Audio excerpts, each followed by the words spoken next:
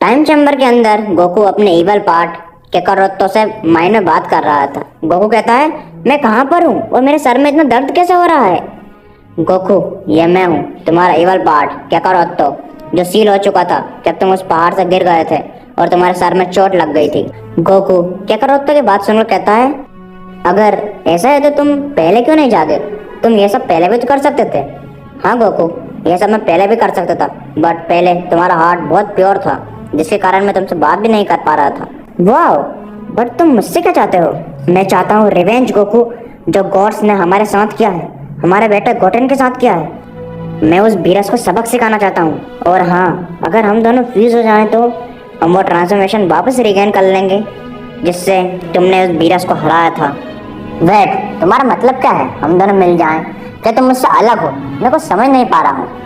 No Goku, जब तुम्हारे सिर में चोट लग गई थी उसी दिन से हम दोनों के पाथ अलग अलग हुए थे और हमारी पावर में से मैं 65% होल्ड करता था, और इसी कारण से जब मैंने तुम्हें अपनी थोड़ी सी पावर दी थी तो तुम बीरस को हराने में कामयाब हो गए थे। What, really? क्या तुम हमारी पावर का 65% रखते हो? हाँ गोकू, और अगर हम दोनों मिल जाएंगे तो हमारी पावर डबल हो जाएगी, जैसे एक फ्यूजन का टाइम पे होती है। नो, मैं सिर्फ अपना बदला लेना चाहता हूँ, सब कुछ डिस्ट्रॉय नहीं करना चाहता। मैं देख सकता हूँ कि तुम कितने ज़्यादा ईवल हो, और अभी मेरे दिमाग से निकलो। मजीता गोकू को ठीक देखकर कहता है, क्या हुआ केकारोत, अब तुम बेहतर फील कर रहे हो? हाँ मजीता, मैं बिल्कुल सही फील कर रहा हूँ और तुम्हें इतनी चिंता करने की ज़रूरत नहीं है। फिर दोनों ही अपनी ट्रेनिंग वापस शुरू कर देते हैं। ट्रेनिंग करते हुए कुछ समय बीत जाता है और गोकू को यह रियलाइज़ हो जाता है कि उसकी पावर बहुत धीरे धीरे गेन हो रही है, और वो डिसाइड करता है कि अब वो केकारोतो की मदद लेगा। केकारोतो, क्या तुम यहीं पर हो? हाँ गोकू, मैं यहीं पर हूँ। केकारोतो, मैं तुम्हारे साथ फ्यूज होने के लिए तैयार हूँ। केकारोत, क्या तुम सही कर रहे हो? तुम्हें ये करना चाहिए। हाँ वजीता, मुझे उन गॉड से अपना बदला लेना है, उसके लिए मुझे कुछ भी क्यों ना करना पड़े। वाइल टाइम चैम्बर के बाहर 15 दिन से ज़्यादा बीत चुके थे और सभी गोकू को धीरे धीरे भूलने लगे थे, बट गोटेन अभी भी अपने डैड को भूल नहीं पा रहा था। मुझे नहीं पता कि फादर कब आएंगे, बट वो जब भी आएंगे मुझे उनकी तरह पावरफुल होना पड़ेगा। मैं उन्हें डिसअपॉइंट नहीं कर सकता। गोटेन अकेले ही अपने ट्रेनिंग करने लगता है और अपने पावर को इंक्रीज करने लगता है।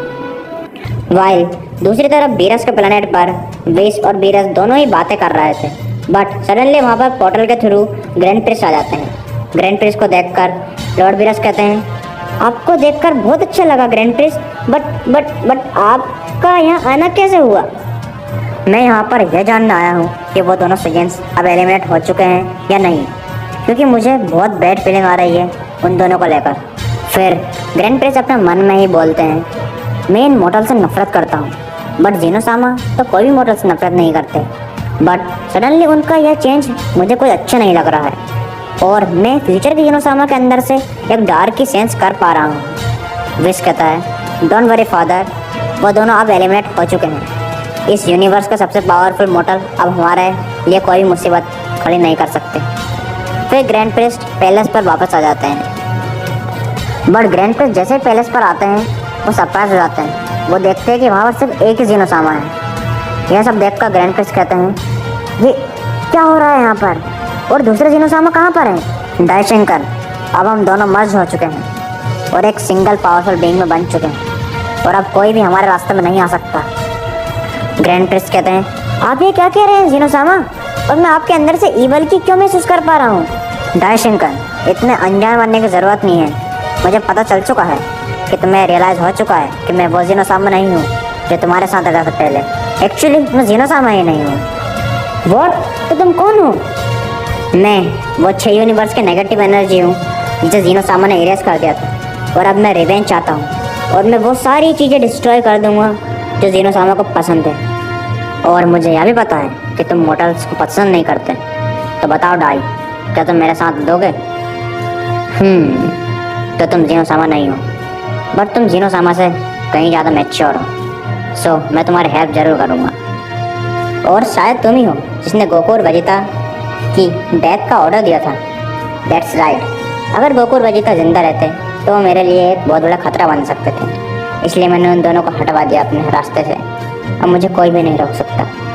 Meanwhile in the time chamber दोनों सेगेंस बहुत ज़्यादा इंटेंस ट्रेनिंग कर रहे थे। गोकू इस टाइम पर सुपर सैयन रोज 2 को फुल्ली मास्टर कर लिया था और सुपर सैयन रोज 3 को मास्टर कर रहा था, वाइल वेजिटा ने इस टाइम पर सुपर सैयन ब्लू 3 को फुल्ली मास्टर कर लिया था।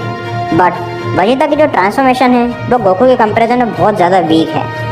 वेजिटा, हम दोनों बहुत ज़्यादा पावरफुल हो चुके हैं, बट अभी भी क्या कम है, हम दोनों को ही पूरे 12 यूनिवर्स में सबसे पावरफुल बनना है। दैट्स राइट केकारोथ, और हम उस बीरस का ऐसा हल करेंगे कि वो कभी अपने सपने में भी नहीं सोच पाएगा, क्योंकि उसी की वजह से हम इस डैम प्लेस पर फंसे हैं। बट वेजिटा, मुझे कुछ ठीक नहीं लग रहा है, लगता है कुछ तो गलत हो रहा है बाहर। यह सब तुम्हारी इमेजिनेशन है केकारोथ। अब वापस अपने ट्रेनिंग स्टार्ट करते हैं और पावरफुल बनते हैं। मीनवाइल जीनोसामा के पैलेस पे ग्रैंड प्रिंस सारे गॉड और एंजल्स को बुलाकर यह ऑर्डर देते हैं कि जितने भी ताकतवर मोर्टल हैं उनके यूनिवर्स में उन सबको एलिमिनेट कर दिया जाए। फाइनली मैं अपना बदला लेने में कामयाब हो गया, अब कोई भी मुझे नहीं रोक सकता। बट एकदम से ही इवल जीनोसामा के अंदर से एक आवाज़ आती है, इतनी जल्दी सेलिब्रेशन मत करो, मुझे विश्वास है कि कोई ना कोई वॉरियर ज़रूर आएगा जो तुम्हें हरा कर सारे यूनिवर्स को बचा लेगा।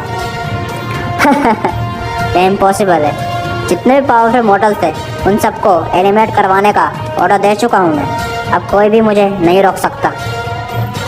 जीनोसामा अपनी एबिलिटी जिससे वो कुछ भी रेस कर सकते हैं, वो उससे इवल जीनोसामा को एलिमिनेट करने की कोशिश करते हैं। बट इतनी पावर को यूज़ करने के बावजूद वो इवल जीनोसामा की बॉडी से बाहर नहीं निकल पाते हैं, पर उनकी स्पीड इवल जीनोसामा की बॉडी से बाहर जरूर निकल जाती है। फिर जीनोसामा पूरे 12 यूनिवर्स में घूमते घूमते हैं अंटिल उन्हें एक जानी पहचानी की बट इवल की महसूस होती है, और वो की थी गोकू की। मीनवाइल गोकू अपनी पूरी पावर यूज़ करता है ट्रेनिंग के दौरान टाइम चैम्बर के अंदर, जिससे वो एक छोटा सा पोर्टल खोल लेता है, जिसके द्वारा जीनोसामा बहुत तेज़ी स्पीड से अंदर आ जाते हैं। गोकू ये देखकर शॉक हो जाता है और कहता है, वो ये क्या चीज़ थी जो मेरे सामने से गई। उतने में जीनोसामा कहते हैं, हेलो गोकू, ये मैं हूँ जीनोसामा। यह टाइम नहीं है समझाने का, बट तुम इतना जान लो कि मेरा काउंटर पार्ट फ्यूचर से उसने सारे मोटर्स को एलिमिनेट करने का ऑर्डर दे दिया है। मैं चाहता हूँ कि मेरी स्पीड तुम्हारे साथ मर्ज हो जाए, जिससे तुम बहुत ज़्यादा पावरफुल हो जाओ और मेरी मदद कर सको। और मुझे तुम पर बहुत ज़्यादा विश्वास है गोकू, मेरा भरोसा मत तोड़ना। फिर जीनोसामा की स्पीड गोकू के साथ मर्ज हो जाती है, जिससे गोकू के अंदर से एक ऐसी पावर निकल रही थी जिसके बारे में कोई भी नहीं सोच सकता था। वो पूरे 12 यूनिवर्स में सबसे ज़्यादा पावरफुल बन चुका था।